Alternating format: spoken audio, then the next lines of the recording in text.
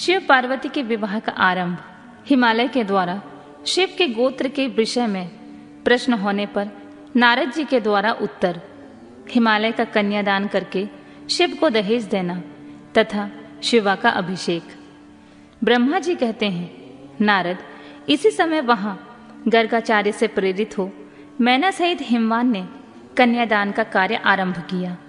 उस समय वस्त्र आभूषण से विभूषित महाभागा मैना सोने का कलश लिए पति हिमवान के दाहिने भाग में बैठी।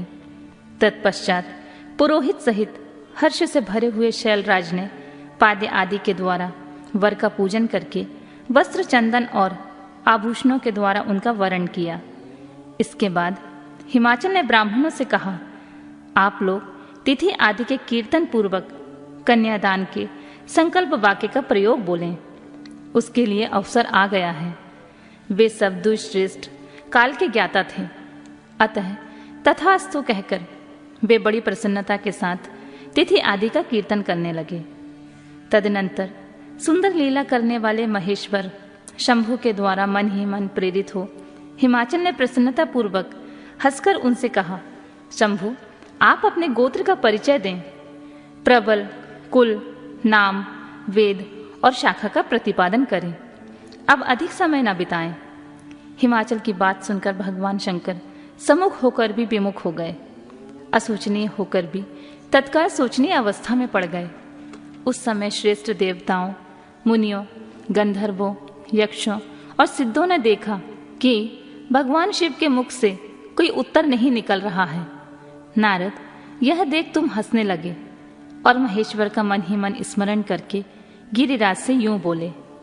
नारद ने कहा, पर्वतराज, तुम मूढ़ता के वशीभूत होकर भी कुछ नहीं जानते।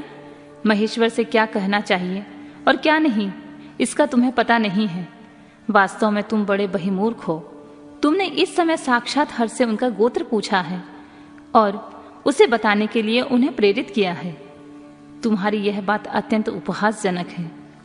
पर्वतराज, इनके गोत्र, कुल और नाम को तो विष्णु और ब्रह्मा आदि भी नहीं जानते हैं, फिर दूसरे की क्या चर्चा है।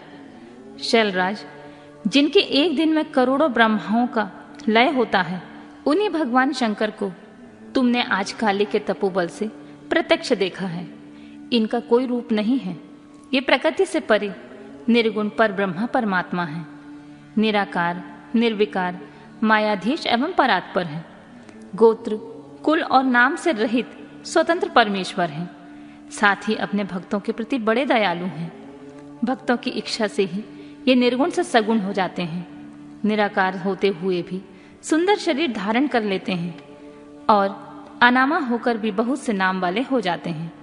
ये गोत्रहीन होकर भी उत्तम गोत्र वाले हैं। कुलहीन होकर भी कुलीन हैं। पार्वती की तपस्या से ही आज तुम्हारे जमाता बन गए हैं। इसमें कोई संशय नहीं है गिरिश्रेष्ठ। इन लीला बिहारी परमेश्वर ने चराचर जगत को मुंह में डाल रखा है। कोई कितना ही बुद्धिमान क्यों ना हो, वह भगवान शिव को अच्छी तरह नहीं जानता। ब्रह्मा जी कहते हैं, मुने, ऐसा कहकर शिव की इच्छा से कार्य करने वाले तुझ ज्ञानी देवर्षि ने शैलराज को अपनी वाणी से हर्ष प्रदान करते हुए फिर इस प्रकार उत्तर दिया। नारद बोले, शिवा को जन्म देने वाले तात महाशैल, मेरी बात सुनो और उसे सुनकर अपनी पुत्री शंकर जी के हाथ में दे दो। लीला पूर्वक रूप धारण करने वाले सगुण महेश्वर का गोत्र और कुल केवल नाद ही है। यह बात अच्छी तरह समझ लो। शिव नादमय है और नाद शिवमय है। यह सर्वथा सच्ची बात है। नाद और शिव, इन दोनों में कोई अंतर नहीं है शैलेंद्र। सृष्टि के समय सबसे पहले लीला के लिए सगुण रूप धारण करने वाले शिव से नाद ही प्रकट हुआ था। अतः वह सबसे उत्कृष्ट है। हिमालय, इसलिए मन ही मन सर्वेश्वर शंकर के द्वारा प्रेरित हो मैंने आज अभी वीणा बजाना आरंभ कर दिया था। ब्रह्मा जी कहते हैं, मुने, तुम्हारी यह बात सुनकर गिरिराज हिमालय को संतोष प्राप्त हुआ और उनका मन का सारा विस्मय जाता रहा। तदनंतर श्री विष्णु आदि देवता तथा मुनि सब के सब विस्मय रहित हो नारद को साधुवाद देने लगे। महेश्वर की गंभीरता जानकर सभी विद्वान आश्चर्यचकित हो बड़ी प्रसन्नता के साथ परस्पर बोले, अहो, जिनकी आज्ञा से इस विशाल जगत का प्राकट्य हुआ है, जो परात्पर आत्मबोध स्वरूप स्वतंत्र लीला करने वाले तथा उत्तम भाव से जानने योग्य हैं, उन त्रिलोकनाथ भगवान शंभु का आज हम लोगों ने भलीभांति दर्शन किया है।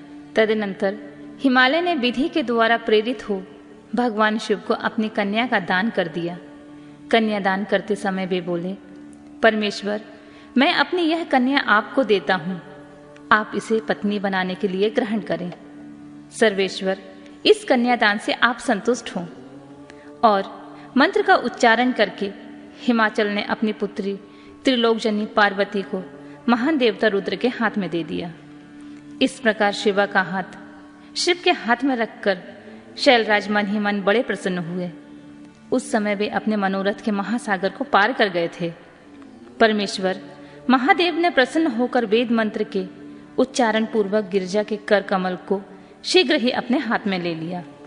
मुने लोकाचार के पालन की आवश्यकता को दिखाते हुए उन भगवान शंकर ने पृथ्वी का स्पर्श करके काम संबंधी मंत्र का पाठ किया। उस समय वहां सब ओर से महान आनंददायक महोत्सव होने लगा।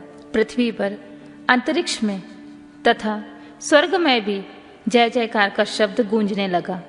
सब लोग अत्यंत हर्ष से भरकर साधुवाद देने और नमस्कार करने लगे। गंधर्वगण प्रेम पूर्वक गाने लगे और अप्सराएं नृत्य करने लगी। हिमाचल के नगर के लोग भी अपने मन ही मन परम आनंद का अनुभव करने लगे। उस समय महान उत्सव के साथ परम मंगल मनाए जाने लगा। मैं, विष्णु, इंद्र, देवगण तथा संपूर्ण मुनि हर्ष से भर गए। हम सबके मुखार बिंद प्रसन्नता से खिल उठे। तदनंतर शैलराज हिमाचल ने भी अत्यंत प्रसन्न हो शिव के लिए कन्यादान की यथोचित सांगता प्रदान की। तत्पश्चात उनके बंधुजनों ने भक्तिपूर्वक शिवा का पूजन करके नाना विधि विधान से भगवान शिव को उत्तम द्रव्य समर्पित किए। हिमालय ने दहेज में अनेक प्रकार के द्रव्य, रत्न, पात्र, 1,00,000 सुसज्जित गायें, 1,00,000 सजे सजाए घोड़े, करोड़ हाथी और उतने ही स्वर्ण जटित रथ आदि वस्तुएं दी। इस प्रकार परमात्मा शिव को विधि पूर्वक अपनी पुत्री कल्याणमयी पार्वती का दान करके हिमालय कृतार्थ हो गए। इसके बाद शैलराज ने यजुर्वेद की मध्यांदिनी शाखा में वर्णित स्तोत्र के द्वारा दोनों हाथ जोड़कर प्रसन्नता पूर्वक उत्तम वाणी में परमेश्वर शिव की स्तुति की।